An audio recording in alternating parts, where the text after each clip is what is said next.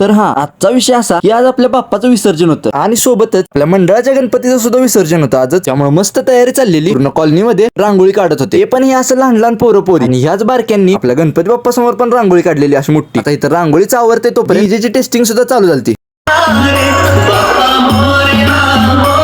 आणि आजची शेवटची आरती असल्यामुळे गणपती बाप्पासाठी 551 मोदकांचा प्रसाद आला होता. ते पण उकडीचे मोदक होते. इकडे जसा डीजे चालू झाला नुसता दूरच दूर दिसत होता. त्यात आणि नाचायला लागल्यावर पाऊस एक जरा चालू झालता. तर बारकी पोरं तर काय सुट्टीच देत नव्हती, सगळी ट्रॅक्टरवर चढून नाचत होती.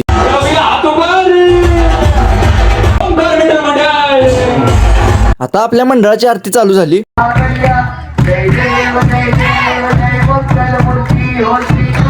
आपल्या बाप्पाची शेवटची आरती असल्यामुळं आरतीचा मान असं लहान लहान पोरांपासून मोठ्या माणसांपर्यंत सगळ्यांना दिला आणि आलेल्या प्रसादाचा निवद दाखवून बारक्या पोरांनी सगळ्यांना वाटला. मी तर पहिला मोदकाचा प्रसाद घेतला.